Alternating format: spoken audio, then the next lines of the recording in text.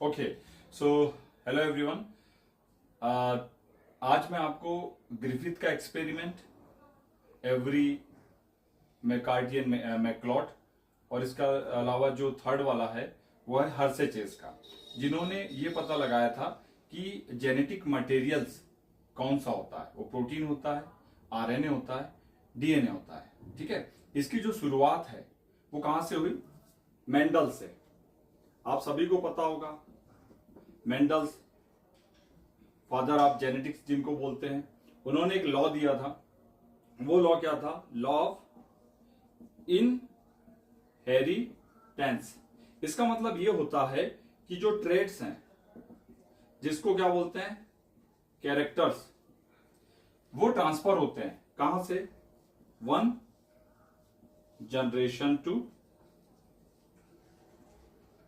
Next generation, है ना? इसको अपन क्या बोलते हैं? नेक्स्ट जनरेशन में ट्रांसफर होते हैं। तो ये जो ट्रांसफर है, ये इसमें जो ट्रेड्स होते हैं उसको मेंडल्स ने क्या कहा कि ये जो होते हैं ये जनरली फैक्टर्स होते हैं। फैक्टर, ठीक है। अब इस फैक्टर को कंफर्म करने के लिए 3 एक्सपेरिमेंट लगे। कौन कौन से एक्सपेरिमेंट थे वो? पहला ग्रिफिथ एक्सपेरिमेंट, जो कब लगा? 1928 में। कब लगा? 1928, जिसको हम बोलते हैं ट्रांसफॉर्मेशन प्रिंसिपल। ये ट्रांसफॉर्मेशन प्रिंसिपल से हमें ये नहीं पता चलता है कि जो जेनेटिक मटेरियल्स है वो आरएनए है, प्रोटीन है या डीएनए। ठीक है, इसके अलावा दूसरा एक्सपेरिमेंट जो लगा वो कौन सा था? एवरी। और क्या था? एवरी के साथ में 2 साइंटिस्ट थे, एक मैककार्टी एंड तीसरा वाला कौन सा साइंटिस्ट था? मैकलियोड। ये साइंटिस्ट हुए, इन्होंने एक एक्सपेरिमेंट लगाया 1943 में। इससे यह पता चलता है कि जो ग्रिफिथ का जो एक्सपेरिमेंट था और जो चीज ट्रांसफर हो रही थी जो हमें नहीं पता, उसका बायोकेमिकल नेचर पता किया। क्या किया? Biochemical nature. ठीक है, बायोकेमिकल नेचर इसका किसने किया? एवरी मैककार्टी एंड मैक्लॉड ने। इसके अलावा जो तीसरे साइंटिस्ट हुए वो कौन से हुए? Hershey and Chase. तीसरे जो साइंटिस्ट थे, इन्होंने क्या किया कि जो एक्सपेरिमेंट लगाया उससे कंफर्म हो गया कि जो जेनेटिक मटेरियल ट्रांसफर होता है वो क्या है? डीएनए है। और ये कब लगाया था इन्होंने? 1952 में ये एक्सपेरिमेंट लगाया। तो ये जो तीसरा था, इससे कंफर्म होता है कि जो जेनेटिक मटेरियल्स है वो डीएनए। ये जो दोनों एक्सपेरिमेंट लगाए, इसमें क्या था? स्ट्रेप्टोकोकस न्यूमोनी, ये बैक्टीरिया यूज किया था।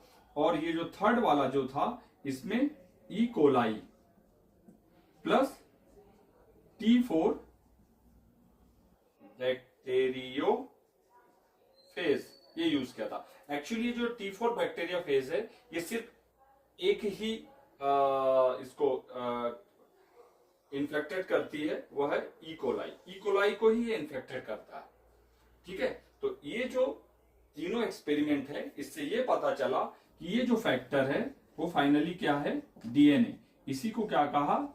जेनेटिक मटेरियल, जो कि बैक्टीरिया में ट्रांसफर होता है। ठीक है, तो I hope you understand. Thank you. Okay, तो नाउ मैं यहां पर आपको ग्रिफिथ एक्सपेरिमेंट पूरा एक्सप्लेन करूंगा। इस एक्सपेरिमेंट को ट्रांसफॉर्मेशन प्रिंसिपल बोलते हैं। ठीक है, इसमें इन्होंने क्या किया था? स्ट्रेप्टोकोकस निमोनी लिया। इससे कौन सी डिसीज होती है? निमोनिया। ठीक है, तो इसके 2 स्ट्रेन लिए। एक जो था उसको एस बोलते हैं और दूसरा जो स्ट्रेन लिया था उसको आर बोलते हैं। ठीक है, एस वाला जो स्ट्रेन है ये एक स्ट्रेन रहा और इसके ऊपर एक लेयर होती है जिसको अपन क्या बोलते हैं? पॉलीसेकेराइड। ये जो पॉलीसेकेराइड की लेयर होती है, इसके कारण ये वायरुलेंट होता है। वायरुलेंट मतलब कि डिसीज कॉज करने वाला। क्या होता है? वायरुलेंट। इससे क्या होता है? डिसीज होती है, निमोनिया डिसीज। ठीक। इसके बाद में जो रफ है, इसको आर मीन्स रफ। कौन सा होता है ये? रफ। और ये वाला कौन सा होता है? स्मूथ। ठीक है। और ये जो रफ होता है, इसको मैं ऐसा बनाता हूं, ये क्या होता है? Non virulent. मतलब इससे डिसीज नहीं होती है, इससे डिसीज होती है। तो ये जो दो स्ट्रेन है, ये ग्रिफिथ ने अपने एक्सपेरिमेंट में यूज किए। ठीक है। और ये क्या होता है? जो पॉलीसेकेराइड्स होता है, ये जब भी स्मूथ स्ट्रेप्टोकोकस निमोनी किसी के बॉडी के अंदर जाता है, तो इस लेयर के कारण उसका जो इम्यून सिस्टम होता है वो इस पर अटैक नहीं कर पाता है ना? तो जिसके कारण डिसीज कॉज होती है। ठीक है। तो अब रोक दे। तो इनके जो एक्सपेरिमेंट है ग्रिफिथ में, उसमें सबसे पहले क्या लिया? रफ वाला। ठीक है। और रफ वाला लिया तो ये क्या था? आपको पता है कि ये नॉन वायरुलेंट था। कैसा था ये? Non virulent. नॉन वायरुलेंट जो था, मतलब इससे क्या होता है कि नो डिसीज। अब ये जो नॉन वायरुलेंट था, ये बैक्टीरिया है। ठीक। अब इसके बाद में मैं यहां पर, इन्होंने माउस बनाया, ये एक माउस लिया। ठीक है। इसमें इन्होंने क्या करा कि इन बैक्टीरिया को इंजेक्ट किया। जब इसको इंजेक्ट किया तो ये क्या हुआ? ये लाइव्स, मतलब ये मरा नहीं, ये जिंदा रहा। इसके बाद में जो दूसरा बैक्टीरिया लिया वो एस था, जिसको अपन ने क्या क्या कह रहे थे इसके पहले? वायरुलेंट। ये जो वायरुलेंट बैक्टीरिया है, इसके कारण क्या होता है? मैंने बताया था डेथ हो जाती है, क्योंकि ये निमोनिया कॉज करता है। ठीक। यहां इस बैक्टीरिया को मैं ऐसे बना रहा हूं, और इसके ऊपर क्या था?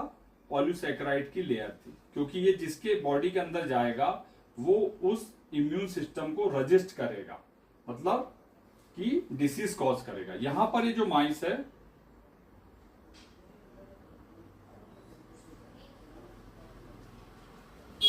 इसमें इन्होंने इंजेक्ट किया। जैसे इंजेक्ट करेंगे तो क्या होगा? ये इसकी डेथ हो जाएगी। इसके अलावा इन्होंने क्या करा कि ये जो एस वाला है, वायरुलेंट वाला, इसको हीट किल्ड किया। मतलब हाई टेम्परेचर पे इन्होंने क्या करा कि एस वाले जो बैक्टीरिया हैं वो अब क्या हो गए? Non virulent. मतलब ये डिसीज कॉज नहीं कर रहे हैं, मतलब नो डिसीज। जब भी किसी भी इसमें माइस में अगर इसको अपन इंजेक्ट करते हैं, मतलब ये किस टाइप के हो गए? पहले ऐसे थे, अब ये ऐसे हो गए। जब इस माइस के अंदर इसको इंजेक्ट किया इस बैक्टीरिया को, तो क्या हो गया? ये जिंदा रहे, लाइव। ठीक है। इसके अलावा क्या है? लास्ट में क्या करा कि जो हीट किल्ड बैक्टीरिया है, ठीक है, इसमें हमने रफ वाले को ऐड कर दिया। मतलब जो एस था प्लस आर मतलब एस वाला क्या कौन सा था? ये हीट किल्ड बैक्टीरिया था, मतलब ये नॉन वायरुलेंट था। और ये क्या था? ये भी नॉन वायरुलेंट, ये भी नॉन वायरुलेंट, और ये वाला भी नॉन वायरुलेंट। दोनों डिसीज कॉज नहीं करते हैं, क्योंकि इसको अपन ने क्या करा? हीट किल्ड कर दिया। अब इसके बाद में हमने इसको क्या करा? ये आप समझ लो कि ये मैंने इस टाइप के बनाए थे, तो मैं ऐसे ही बनाता हूं। यहां पर ये क्या हो गए? एस टाइप के हो गए, मतलब ये हीट किल्ड है। ठीक है। और ये वाले जो हैं राउंड वाले, ये आप यहां पर देख रहे हैं, ये वाले ऐसे राउंड हो गए, तो ये क्या हो गए? आर हो गए। तो दोनों बैक्टीरिया ऐसे थे जो डिसीज कॉज नहीं करते थे।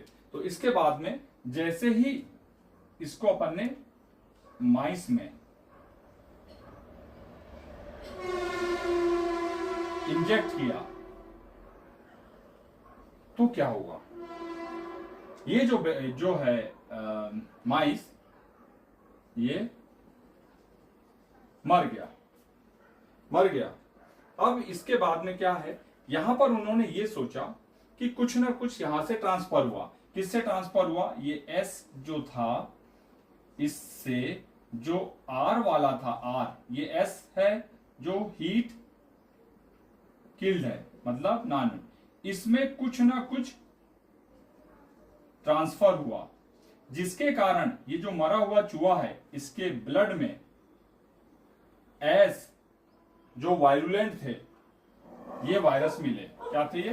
Virulent virus. मतलब क्या था कि जो एस वाला जो था, उसके ऊपर का जो कवर है वो हीट किल्ड होने के कारण डैमेज हो गया, और उसके अंदर जो जेनेटिक मटेरियल था वो आर में ट्रांसफर हुआ, और इसको क्या करा उसने? एस वायरुलेंट बना दिया। मतलब दो नॉन वायरुलेंट ने इस एस को वायरुलेंट कर दिया, जिसके कारण इसकी डेथ हो गई।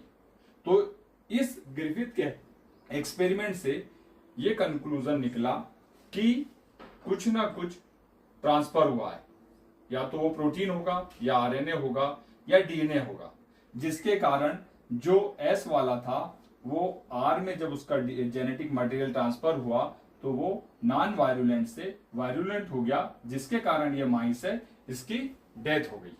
तो ये क्या था? ग्रिफिथ एक्सपेरिमेंट, जिसको हम ट्रांसफॉर्मेशन प्रिंसिपल। तो अभी तक हमने क्या देखा? ग्रिफिथ का एक्सपेरिमेंट। और जो ग्रिफिथ का एक्सपेरिमेंट था उसको आगे की तरफ एवरी मैककार्डियन मैकलॉड ने बनाया। इन्होंने एक एक्सपेरिमेंट परफॉर्म किया जिसमें जो ग्रिफिथ था उसके एक्सपेरिमेंट में एक्चुअली ट्रांसफर क्या होता है, तो उसका बायोकेमिकल नेचर पता किया कि वो वेदर इट इज प्रोटीन है, या आरएनए है, या डीएनए है। तो उस एक्सपेरिमेंट को लगाने के लिए उन्होंने स्ट्रेप्टोकोकस निमोनिया ली। ये जो बैक्टीरिया था, ये बैक्टीरिया के ऊपर आपको पता है पॉलीसैकेराइड्स है, और ये वायरुलेंट है, डिसीज कॉज करता है। इसको इन्होंने हीट किल किया। हीट मतलब इसको टेम्परेचर दिया, तो टेम्परेचर से क्या हुआ? इसका पूरा नेचर चेंज हो गया। ये क्या हो गया? वायरुलेंट से क्या हो गया? नॉन वायरुलेंट, मतलब ये डिसीज कॉज नहीं करता है। ठीक है। अब इन्होंने क्या करा कि यहां पर एक मीडिया लिया जिसमें कि बैक्टीरिया ग्रो करते हैं, जैसे कि न्यूटन मीडिया होता है। उस मीडिया में से क्या करा? लिपिड निकाल दिया। क्या निकाल दिया? लिपिड। इसके अलावा क्या निकाल दिया? शुगर। और ये जो स्ट्रेप्टोकोकस आपको दिख रहा है हीट किल्ड, इसको इसमें ऐड कर दिया। ठीक। अब यहां पर आपके ये बैक्टीरिया भी आ गए। अब इसके बाद में इस कल्चर में इन्होंने क्या करा? यहां पर ये जो मीडिया आप देख रहे हैं, यहां पर ऐड किया क्या? प्रोटीनेज। एक टाइप का एंजाइम होता है जो प्रोटीन को डिग्रेड करता है। ठीक है। तो यहां से क्या है, ये जो प्रोटीन इसके अंदर था वो खत्म हो गया। इसके अंदर सेल्स हैं। कौन सी सेल्स हैं? ये हीट किल्ड। ठीक है। अब इसके बाद में यहां पर जो सेल्स हैं, इसमें क्या करा? आर सेल्स को या अपन जो बैक्टीरिया है उसको ऐड किया।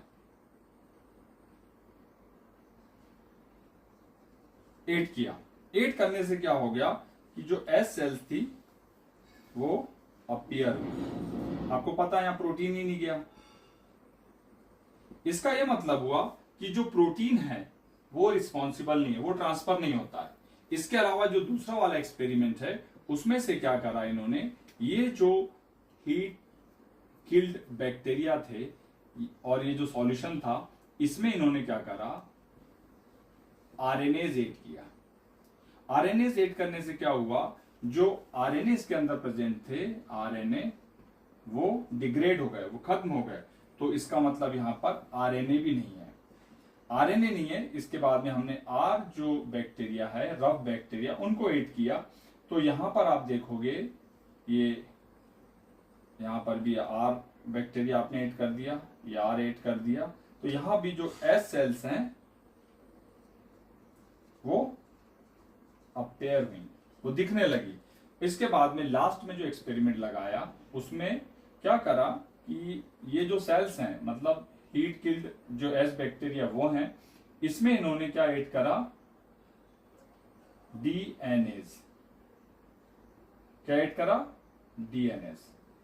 ये डीएनएस क्या करता है, ये जो डीएनए है उसको डिग्रेड कर देता है। ठीक है, वो डिग्रेड करने से क्या हुआ कि इसमें डीएनए नहीं है, नो डीएनए। तो यहां पर क्या हुआ, फाइनली जब इसमें आर सेल्स को ऐड करा, यहां पर आर सेल्स को ऐड करा, तो आर सेल्स में क्या हुआ कि नो एस सेल्स अपीयर। इस पूरे जो एक्सपेरिमेंट था इसमें यह बोला कि जो ट्रांसफॉर्मेशन रिक्वायर्ड है, रिक्वायर्ड डीएनए। ठीक है, तो जो पूरा एक्सपेरिमेंट ये कंक्लूड करता है कि जब हमने स्ट्रेप्टोकोकस निमोनी को हीट किल्ड किया और उसमें यहां पर से लिपिड हटा दिया, शुगर हटा दिए, प्रोटीन हटा दिए, तो प्रोटीन ऐड कर रहे हैं, तो क्या हो रहा है, आर सेल्स को जब ऐड कर रहे हैं इसका मतलब कि प्रोटीन रिस्पॉन्सिबल नहीं है। यहां पर हमने आरएनए हटा दिया और उसके बाद में आर सेल्स ऐड कर रहे हैं इस हीट किल्ड सेल्स के साथ में, तो एस सेल्स अपीयर हो रहा है। पर जब हमने डीएनए को हटा दिया, डीएनए को हटाने से क्या हुआ कि जो आर सेल्स ऐड करने के बाद में नो एस सेल्स अपीयर हो रहे हैं। इसका मतलब डीएनए यहां पर नहीं होने से एस सेल्स अपीयर नहीं हो रहा है। तो इससे ये समझ में आया कि जो ट्रांसफॉर्मेशन हो रहा है उसमें डीएनए रिक्वायर्ड है, जेनेटिक मटेरियल। Thank you. मैं आपको यहाँ पर अब थर्ड एक्सपेरिमेंट एक्सप्लेन कर रहा हूँ, हर्सेन चेज। ठीक है, पहला जो ग्रिफिथ का एक्सपेरिमेंट था उसमें जो ट्रांसफर हो रहा था, उसके बाद में एवरी मैकार्ड, टी.एन. मैक्लॉड ने बायोकेमिकल नेचर बताया कि डीएनए ही है, और उसको कंफर्मेशन टेस्ट करने के लिए हर्से और चेस ने एक एक्सपेरिमेंट लगाया। कब लगाया, 1952 में।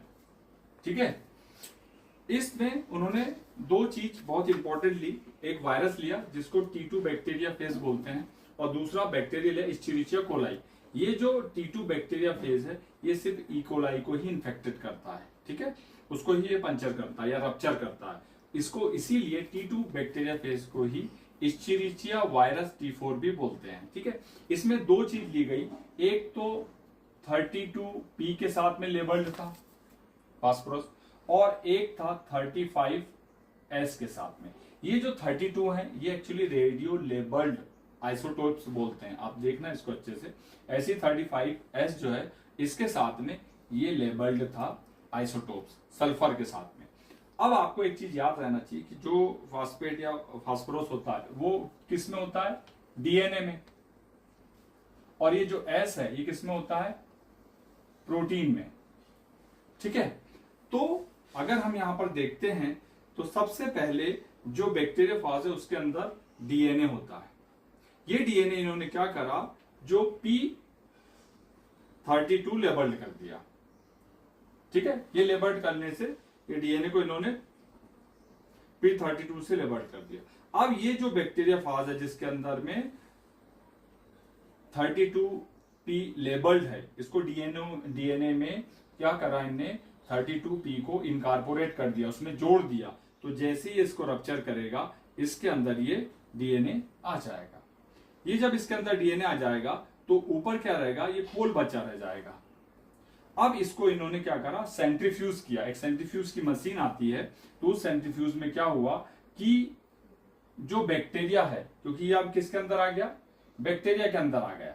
ये आप देख रहे हो, ये ई कोलाई के अंदर है सब सेल्स ऐसा, और ये ऊपर का खोल रह गया। तो ये हल्का है, ये थोड़ा भारी है। तो भारी चीजें जब सेंट्रीफ्यूज करते हैं तो भारी भारी चीजें सब नीचे आ जाती हैं। ठीक है, ये भारी चीज सारी नीचे आ गई, और ये ऊपर क्या हो गया, इसके हेड हो गए। तो इसके बहुत सारे हेड ऊपर आ जाएंगे। तो इस पार्ट को अपन क्या बोलते हैं, इस पार्ट को अपन सुपरनेटेंट बोलते हैं, और इसको क्या बोलते हैं, पैलेट। तो जब आप पैलेट को चेक करते हैं या कल्चर करते हैं तो आपको वहां पर ये जो बैक्टीरिया हैं इसके अंदर लेबल्ड मिलेंगे सारे।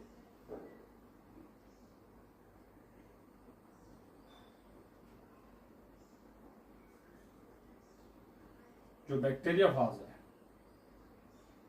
जितने भी आपको मिलेंगे, इसकी कॉलोनी बनेगी, तो वो क्या रहेगी, उसके अंदर डीएनए का ट्रांसफर हुआ है, क्योंकि उसके अंदर P32 रहा। अब जो दूसरा एक्सपेरिमेंट था उसमें इन्होंने क्या करा, ये जो बैक्टीरियाफाज है, T4 बैक्टीरियाफाज, इसके हेड पर इन्होंने S35 लेबल्ड कर दिया। अच्छा, आपको ये पता होना चाहिए कि जो T4 है बैक्टीरिया फेज, उसका जो कवर है उसको कैप्सिड बोलते हैं, और वो प्रोटीन का बना होता है, और प्रोटीन में सल्फर होता है। ठीक है, तो इन्होंने क्या करा, प्रोटीन के अंदर इसको S35 को इनकॉर्पोरेट कर दिया। अब ये क्या करेगा, ये जब ई कोलाई को रप्चर करेगा, सॉरी इसको मैं रेड बनाता हूं क्योंकि इसका जो ऊपर का है वो रेड बन गया है। ठीक है, तो डीएनए आएगा, क्योंकि डीएनए जो है वो लेबल्ड नहीं है। इसके बाद इसको आगे क्या करा, सेंट्रीफ्यूज करा। सेंट्रीफ्यूज करने से क्या हुआ कि ऊपर ऊपर जो लेबल्ड वाले हैं, खूब इसके हेड हैं, वो ऊपर चले गए, और इसका जो पैलेट है उसमें डीएनए ये रहा। और ये जो डीएनए है ये सुपरनेटेंट है, ऊपर है, आप निकाल लोगे। नीचे का जो पैलेट आएगा उसको आपने कल्चर किया। कल्चर करने से क्या हुआ कि जितना भी ये जो बैक्टीरियाफाज बने,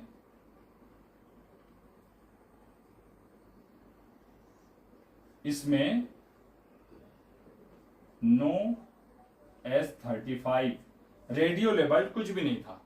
इसका ये मतलब हुआ कि ये जो प्रोटीन था ये बाहर की बाहर चला गया, और जो ये डीएनए है यहां पर अंदर इसको इन्फेक्टेड किया। तो इन्होंने ये कंक्लूजन निकाला कि DNA is the hereditary materials that is passed from virus to bacteria.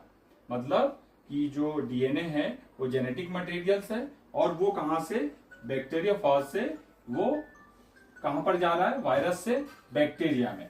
तो ये पूरा जो एक्सपेरिमेंट है हर्षे चेस का, इससे क्या हुआ, ये एक्सप्लेन हुआ कि डीएनए ही जेनेटिक मटेरियल्स है। I hope you understand. और जो मेरी नेक्स्ट स्लाइड है इसके बाद में, उसमें आपको पूरा इस एक्सपेरिमेंट के एक समरी नोट्स भी मिल जाएंगे। Thank you so much.